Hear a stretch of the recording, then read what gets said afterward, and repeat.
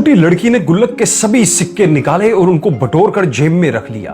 निकल पड़ी घर से। पास ही केमिस्ट की दुकान थी। केमिस्ट वाले की दुकान के जीने पर वह धीरे धीरे चढ़ गई।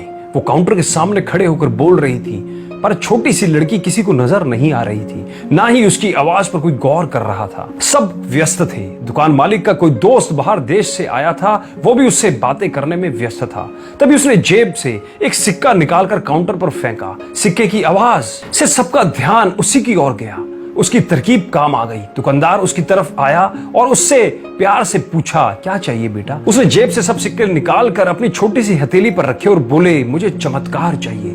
दुकानदार समझ नहीं पाया। उसने फिर से पूछा। वो फिर से बोली, मुझे चमत्कार चाहिए। दुकानदार हैरान होकर बोला, बेटा यहाँ चमत्कार नहीं मिलता। वो फिर बोली, अगर दवाई मिलती है तो चमत्कार भी आपके यहाँ ही मिलेगा। दुकानदार बोला, बेटा आपसे यह किसने कहा? अब उसने विस्तार से बताना शुरू किया अपनी तोतली जबान से। मेरे भैया के सर में ट्यूमर हो गया है।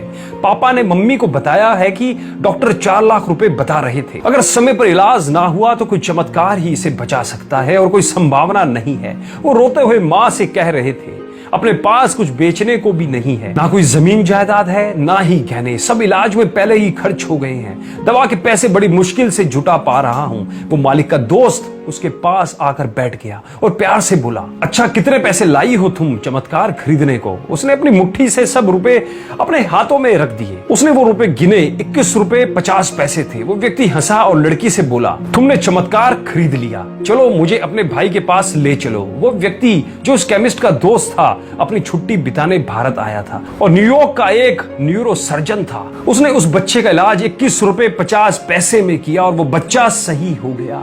प्रभु ने लड़की को चमत्कार बेच दिया। वो बच्ची बड़ी श्रद्धा से उसको खरीदने चली थी। वो उसको मिल भी गई। नीयत साफ और मकसद सही हो तो किसी न किसी रूप में भगवान आपकी मदद अवश्य करते हैं। दोस्तों, यही सच्ची आस्था का चमत्कार है, यही सच्चे समर्पण का चमत्कार है और यही सच्चे विश्वास का चमत्कार है। आप जिस भी भगवान को पूजते हैं, बस एक बार सच्चे मन से उनके प्रति आस्था कीजिए, उनके प्रति विश्वास कीजिए, उनके प्रति समर्पण का भाव लाइए। फिर देखिए, अगर आपके भी जीवन में चमत्कार घट ना जाए तो फिर बोलना। दोस्तों, यदि आप ये video Praveen Jain Kochar YouTube channel पर देख रहे हैं तो चैनल को सब्सक्राइब कर बेल आइकन जरूर दबाएं और फेसबुक पे देखने वाले मित्र पेज को लाइक कर सी फर्स्ट जरूर करें।